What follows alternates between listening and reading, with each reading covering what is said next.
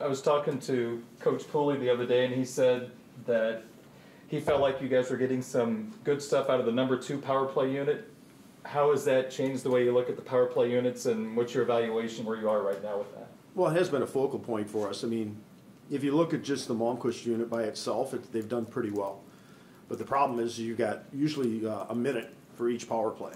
So we have to try to make sure we're getting some production out of the second group. Like the Malmquist unit was actually our first unit or second unit last year, and they did a great job scoring some timely goals for us last year. And now they're the first unit, and we needed another group to step up, and we've tried different people. Obviously, losing Wegworth has been a factor, but you know, a few guys have stepped up. I thought that against Boston College, the second group scored 2 goals, and they actually had a couple good looks against Michigan. So, you know, and we actually put we put the freshman group together as well, the Pavanka line, and they were valuable in that game against BC too, because we had a third unit to throw out there during that 5-minute major. Because generally the first and second unit are exhausted on that third shift through when you have that kind of a power play. So there's some value to having a third group as well. What's the evolution of Hellickson been like over the last couple of years, and where does he stand right now? Well, I think he's starting to come back. I mean, I thought he had a rough first half. You know, we spent a lot of time trying to help him through it. You know, some of it was off-ice stuff. Some of it was just, you know, his game wasn't as good as it was last year as a freshman. You know, but I see since he's been back, he's been very effective for us. He looks like he's getting his confidence back, and that's always a huge factor for a young guy. And he's playing with a lot more confidence. He's, you know, his skating is phenomenal, and he needs to use that as a real asset. And now he seems to have a little bit of jump in his stride, which is something we really need back there. And could you offer an update on Wegworth? Joe's out for the year. You know, he tore his ACL, and that happened actually in practice, the first practice back after Christmas break. Unfortunately, I mean, but there was also some, I guess, some pre-existing things in there that they found, and just had surgery this morning. Take a look at Minnesota. What do you know about Minnesota? Are they doing different Minnesota than what you've played before? Did they do anything different? Their speed, their skill, their transition game is very similar to what they've had in the past. I think their structure is better defensively. They seem to be a little bit more structured, especially in the neutral zone. I mean, with Bob Moscow, they're playing very similar to St. Cloud, who's given us major problems over the years, because they're very much like Duluth too, as far as their neutral zone defense, and that's where we've had some issues in the past. We've tried to spend some time on it this week to get ready for it, but they're more structured defensively, in my opinion, and they've got good offensive depth. I mean, they've got 4 good lines. Their goaltending's been pretty consistent. The big kid that played a bit last year, the second half, that came in, I think, mid-season. You know, he's played well for them. You know, and that's made a difference for them. So I mean, I think they're right now. I think they're a team on the rise. You know, based on they had some tough losses in the first half, but I think that they're starting to come around right now. I think before I had heard that they'd only lost 1 in the last 6 before the Penn State weekend.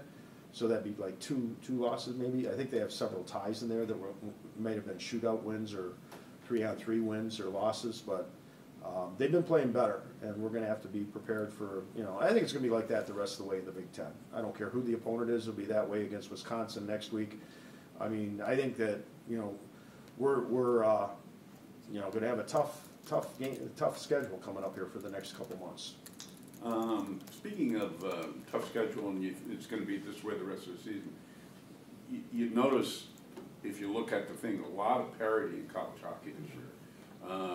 You know, shocking things that you see. You see Boston College go kind of struggling along, and they go out to Arizona State wins. You've got Canisius sweeping North Dakota. Everything goes in cycles. You know, I mean, you know, hopefully we continue on the right cycle, but generally there's cycles based on a lot of different factors. I mean, like with Boston College or North Dakota, I mean, teams like that, I mean, it happens to all of us, even Michigan right now. I mean, when you lose guys, underclassmen, you know, or you lose, like Michigan lost 3 really big offensive players from last year's team, and we lost, you know, a fair amount. That creates balance amongst teams, and then then it boils down to, your consistency, and it really affects your depth, and like, our depth in some ways is better, but it's maybe not as good as it was offensively last year in some ways. I think our depth is better in some parts of our group, but it's younger depth. So it's, it's different for every team, and it's not surprising to see some of the stuff that goes on just based on, there's programs on the rise and there's programs that are on the decline, but, BC's not going to be down long, and these teams don't stay down long, so I would expect that the cycle will continue for a year or so and then switch back. We talked the other day after the game where you would like to see maybe another outdoor game somewhere down the line here, probably when you got students here and stuff like that. Have you conveyed that to those above you? Not yet. I mean, it's not going to be right away. It's going to be probably a few years down the road, potentially, if it ever happens. I mean, I haven't discussed it with the athletic director. I mean, I'd like to see us do it on our own, but it's an expensive venture. It costs a lot of money to put an ice rink in, and you have to have first of all, you have to have the financial wherewithal to do it, and then you have to plan it based on the football season, of course. But I would like to try and do it. I mean, actually, I think Michigan State did it like in October. A number of years ago. But I mean, that wouldn't necessarily work either. Because you'd have to have a football bye week, and even then it'd be tight. I think it's probably more likely after the football season, but maybe next week in January. When the students are back, the band's back, and then we have a full year to advertise it. Bring in a great opponent like Michigan again. I think we could potentially fill the stadium if we did it right. Yeah, because that was one of the things you didn't get a chance to promo it. You didn't get a chance to really sell the tickets and things like that. No, it was still a good crowd. It was a great environment. It was a great experience. And the NHL did a great job helping us through the process, which may open the door for us down the road potentially to do it. Because our people probably got a pretty good grasp of what it's going to take. But it might never happen. I don't know. It's just something I would like to see us do it, but it's probably a few years down the road. How about this for an idea? How about a league tournament or a league weekend or something like that, where you bring all the league teams into a certain spot and just play games? It's challenging not knowing the weather. Like if it happened, based on what's going on there right now, it's pretty cold and bitter and snow's coming down. I mean, it could be a different game totally if it was this Saturday. So you can't really predict. Like we timed the game at 3:30, and the reason we did it is we had to push it back to 4:30, and even then maybe the dusk or the sun conditions might have impacted the game. With our goaltender, with the lighting and everything else going on. So you have to have that versatility to maybe move it, especially if it's a league game, because you got to play it. So you can push it back on Saturday or even on to Sunday based on the weather. Might be more challenging to do that with multiple games. Is there any talk or thought about maybe Notre Dame playing in that Big Ten game in New York sometime? Not to my knowledge.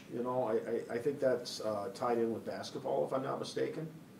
So I probably unlikely, but we have our game at the United Center with Wisconsin. I think we're going to do that for another cycle. This year it's their home game. Next year we'll do it again probably, and it'll be our home game. So, I think playing in the big venues is a good experience for our guys.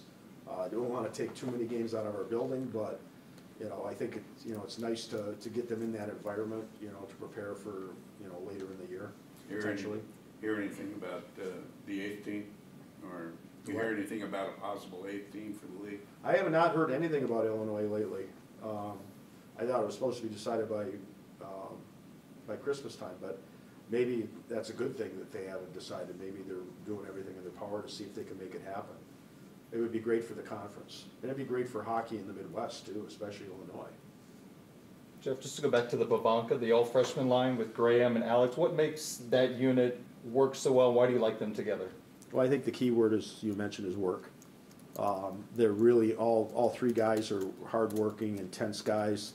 The other thing is they're all pretty smart and they grasp what we're trying to do tactically as far as forecheck and back pressure, things like that.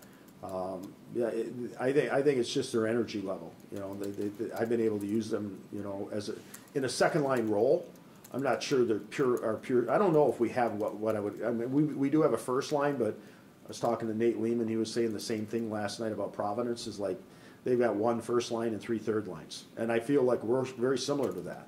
You know, I think that I don't know if we have what I would consider a second line. So, but they've done a really good job for us. They've played some really key minutes for us against other teams' top lines or one of their top lines. You know, and it's not like they're, you know, I'm not putting them out there to be a shutdown line or defending line necessarily, but they are a good matchup line sometimes against, you know, certain lines. I thought that they did a good job. Again, the Lions scored 2 goals for Michigan the other night. You know, it was the only time they weren't on the ice with them. So, you know, so it says something. I mean, one of them was the fluky goal, so you can't really put too much into that.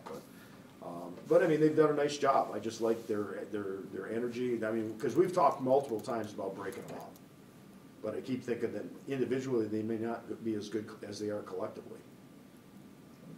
And one final question. I've got Cal Peterson on my radio show tonight, and I know with your schedule it's probably hard to catch many of his games, but when he was with the Kings, did you have a chance to see him, and did anything stand out or surprise you about his performance? Not really. I mean, I texted him back and forth a few times. You know, he's a guy. He's one of my guys as far as, you know, that I think of. I mean, he texts me all the time, calls me. He's a guy that stays in touch. I mean, he was a captain here, and he's just a great person, a great young man. And you know, I'm not surprised as far as what he's, you know, what he's done. I knew they'd probably send him back down because they want him to play. But he did a great job in his, you know, in his early games with the Kings, and got a probably big contract coming up here pretty soon. So somebody's going to have to make some tough financial decisions, and you know, he's got a bright future. Just because he's a great goaltender, but even more than that, he's a real solid person. Thanks, Coach. Yep, thank you. Coach.